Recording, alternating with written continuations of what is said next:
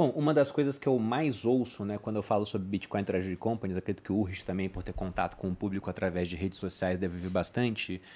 Cara, legal, né? Vocês listaram uma empresa em bolsa, pô, baita feito, IPO reverso, né? Toda essa engenharia, tem um board incrível, mas por que eu vou comprar ações da Orange ou de uma outra Bitcoin Treasury Company se eu posso comprar direto Bitcoin? Queria ver qual é a resposta que vocês costumam dar para Então isso. vamos lá, essa é uma pergunta bem importante. Então, primeiro, disclaimer de como a gente pensa sobre o Bitcoin. Todo mundo deve ter, ao meu ver, exposição em Bitcoin, se possível, em alta custódia. Esse é um dos ativos mais preciosos que existem no mundo. Só tem 21 milhões em tese disponíveis, alguns deles já foram perdidos. Então, se você tem a oportunidade, você não precisa comprar um Bitcoin inteiro, muitas pessoas não sabem isso. Você não precisa comprar um Bitcoin inteiro. Você pode comprar Uma R$ 10 em fração, Bitcoin, você pode comprar R$ 20 em Bitcoin, R$ 50 em Bitcoin. E acho que é fundamental entender esse ativo e criar algum tipo de exposição. Isso dito, não são todas as pessoas que podem comprar Bitcoin diretamente ou que querem comprar Bitcoin diretamente. Então vamos lá. Fundos de pensão no Brasil e grande parte do mundo não podem comprar Bitcoin diretamente ou ETF de Bitcoin. Ou seja, literalmente por regulamentação, esse pool gigantesco de capital está excluído do ativo. Seguradoras, idem. Grande parte de gestoras de capital, ou seja, os asset managers, as pessoas que administram capital de forma profissional, por mandato ou regulamentação, não podem investir em Bitcoin. Então você está excluindo uma parcela gigantesca do capital global. Acho que, pensando até como o Saylor analisa, 95% do capital disponível no mundo não pode alocar em o que o Bitcoin deve, de certa forma, uma commodity, porque está para ser investido em renda fixa ou renda variável.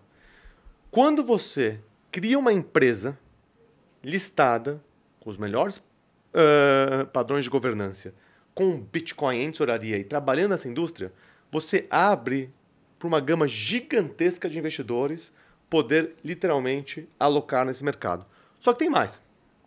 Essas empresas, e acho que o Saylor é o exemplo clássico do que foi feito, eles têm o intuito, como a gente falou, de aumentar o montante de Bitcoin por ação. Então, se você pegar esse ano como exemplo, no dia 1º de janeiro, se você fosse dissolver a strategy, você fala, olha, vamos fechar a porta aqui, pega tudo que a gente tem de Bitcoin em balanço, distribui para todos os seus investidores. Cada investidor receberia uma quantidade específica de Bitcoin. Vamos aqui só para ilustrar, digamos que 10 ações te daria direito a 1 Bitcoin. Passaram-se 10 meses, a tesouraria trabalhou, eles emitiram novos instrumentos financeiros, compraram mais Bitcoin. Hoje, se você fosse fazer o mesmo exercício, dissolver a strategy, o mesmo investidor com 10 ações levaria para casa 1,25, 1,26 Bitcoins. Aumentou 25%. Aumentou 25% a sua exposição em Bitcoin. Você só buy and hold. Você, como investidor, você não negociou, você não fez nada, você segurou o papel e deixou a tesouraria trabalhar em seu nome. Então você tem uma exposição alavancada a Bitcoin. Outro ponto, não são todos investidores, pessoa física ou pessoa jurídica, que conseguem tomar uma dívida de 5 anos, sem juros, para comprar Bitcoin. Eu, na pessoa física... Eu queria poder fazer isso. Eu também adoraria, nunca consegui. Já quebrei a cabeça tentando assim, como é que eu consigo fazer isso? A MicroStrategy já fez diversas vezes, a Orange BTC já fez também. Então, te dá uma exposição alavancada ao ativo. E, quando tem alavancagem, temos que ser bem claro aqui para todo mundo que está ouvindo, você tem aí mais volatilidade, para cima e para baixo. Como a tendência do Bitcoin, para quem é convicto na tese, acredita que um dia o Bitcoin vai estar em $500 mil, $1 milhão, é um movimento ascendente e a valorização dessas Treasury Companies, se forem bem executadas, acaba sendo maior que o próprio Bitcoin. E, de novo, a strategy é um exemplo. Desde 2020, o Bitcoin andou mais ou menos 700%, 800%, que já é um absurdo em dólar. A strategy andou 2.200%. E o último ponto, que eu acho que poucas pessoas falam, eu acho que até o Saylor não fala tanto quanto ele deveria, mas acho que é importante para entender a tese. essas empresas não são fundos de ETF, elas são companhias operacionais. O que será a strategy 5 anos para frente, 10 anos para frente, quando eles tiverem 1 milhão de bitcoins em tesouraria e o Bitcoin tiver em $1 milhão? Eles têm em tesouraria $1 trilhão. Uma super marca, você faz o que você quiser. Você vira um banco, você vira uma asset, você vira diversos tipos de linhas de negócio. Então, tem também um prêmio futuro do que potencialmente esses negócios serão daqui a 5, 10 anos. Exato. Você quer comentar alguma coisa? Sim, acho que é importante responder também e frisar esse ponto, né? A nossa missão é acelerar a adoção do padrão Bitcoin no Brasil e na América Latina. Portanto, a gente defende todas as formas de adoção do Bitcoin, de uso do Bitcoin. Não é ou Bitcoin ou Orange BTC, é as duas coisas. E desde sempre eu defendia, cara, a financiarização do Bitcoin. Eu via muita gente, não, o Bitcoin agora, o Wall Street está tomando conta, aí os ETFs vão acabar abocanhando o mercado, e aí o Bitcoin vai perder a sua essência de ser um ativo autocustódia. Faz parte natural, é inevitável, não tem como a gente brecar esse processo. Então, da mesma forma, a gente está aproveitando este momento, explorando todas as formas de acelerar a adoção do Bitcoin. E não tem como a gente lutar contra isso. Mas, ao mesmo tempo, a gente defende as duas coisas. Sim, tenha Bitcoin em autocustódia, sem dúvida alguma. Acho que isso é fundamental. E é bacana quando a gente começa a pensar mais no padrão Bitcoin. Eu fico imaginando até a própria publicação do balanço da empresa, mas não em reais ou em dólares, mas em Bitcoin.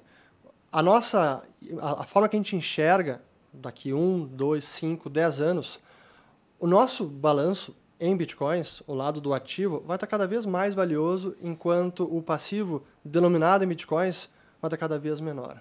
Porque o nosso entendimento é que o melhor ativo hoje para se ter em tesouraria é justamente o Bitcoin. Então, é uma arbitragem, eu diria até geracional. O dinheiro nosso está se desvalorizando. Sim. É o real, é o dólar, é o euro. Bom, o ouro está batendo aí $4 mil por onça. Subindo 50% no ano. 50%. E o Bitcoin, para mim, é essa mesma tendência inevitável. Essa pergunta que eu recebo, eu costumo responder da seguinte forma, né? Essa de, para que eu vou comprar uma Bitcoin Treasury Company se eu posso comprar o Bitcoin em si? Dando um exemplo qual que é mais próximo das pessoas, todo mundo sabe que banco ganha um dinheirão emprestando dinheiro. Exato. E a gente empresta barato para o banco, né? Você bota num CDB, ele empresta para uma pessoa e ganha muito mais. Por que você não empresta direto para a pessoa? Porque tem risco. Uhum. Porque não é só comprar Bitcoin versus a empresa comprar Bitcoin. Como vocês falaram, a empresa se alavanca, ela pode tomar dívida para comprar Bitcoin. E ainda que pague juros, vamos supor que pague um juros alto ainda aqui no Brasil. O caso vai pagar um juros de 18% para comprar um ativo que na média dos últimos 10 anos subiu 70%. Se você repetir isso ad infinitum, você fica trilionário, pô. Muito mais do que isso até. Então, é esse o ponto. Você como pessoa física, o Gui falou muito bem, você não consegue tomar dívida a custo baixo para comprar Bitcoin. Ou se faz isso, você tem risco na pessoa física. É melhor fazer no CNPJ, onde o risco é limitado, não na pessoa física, e onde as condições devido à listagem em bolsa para você tomar crédito são muito melhores. Exato. O pessoal sempre pergunta, o Grupo Primo tem Bitcoin tesouraria? Eu falo, não, mas se fosse listado, teria, cara. E você fez uma provocação muito boa, Rush, porque toda vez que eu vejo um programa de recompra de ações, eu penso, cara, eles estão jogando dinheiro fora. Porque muito dificilmente a ação da empresa que está sendo recomprada vai subir mais do que o Bitcoin que eles poderiam comprar com esse dinheiro. Então é como se a empresa pudesse tomar mais risco que você. E aí ela vai se arriscando e você só compra uma partezinha aí, que teoricamente pode vir a valorizar mais do que o Bitcoin. E eu diria que ela pode tomar mais risco correndo menos risco. Exatamente. Acho que é isso. Porque olha como é interessante. Ai, nossa, é uma empresa alavancada, pode dar alguma dor de cabeça se o Bitcoin cair. Então vamos lá. Falando agora do nosso caso. E aplica-se também para a strategy nos Estados Unidos. Essa dívida que a gente tomou é de 5 anos. Então só tem que pagar de volta em 2030. O Bitcoin pode cair para $10 mil e não tem nenhuma chamada de margem, não tem nenhum call event que você tem que antecipar o pagamento. Ou seja, não tem esse tipo de risco. E, além disso, para a pessoa, para o investidor que nos deu esse crédito, porque alguém está segurando essa dívida da outra ponta, ele viu um balanço de uma empresa que tem aí 3.675 bitcoins, que a valor presente de hoje está em quase 450 milhões de dólares. E a gente tomou uma dívida de 23 milhões de dólares. Ou seja, não é nem 5% do total de ativos. Então o Bitcoin teria que cair uma barbaridade, ficar em tais patamares por 5 anos para esse credor ter algum tipo de risco de crédito. Então esse é um pouco o desenho que o Saylor desenvolveu lá fora e que está sendo agora repercutido ao redor do mundo e que permite que você ganhe uma exposição a Bitcoin de forma alavancada, mas também com menos risco. Isso foi o que eu notei muito no ano passado, quando comecei a estudar o caso do Michael Saylor, e que eu vi essas conclusões apressadas. Não, o cara vai quebrar, o preço médio dele é, sei lá, 60 mil dólares, se cair abaixo disso, ele vai quebrar. Não, peraí, o que a dívida que ele emitiu diz? Quais são as restrições, os covenants e tal? Aí eu fui investigar ali todas as conversíveis, as dívidas que ele emitiu, e eu percebi exatamente isso. Cara, não tem nada aqui, caiu abaixo de 50, tem que repagar a dívida na hora. Não funciona assim. A dívida tem lá as suas cláusulas, mas em nenhuma delas que ele tinha emitido no passado, ele tinha que repagar antecipadamente se o Bitcoin caísse.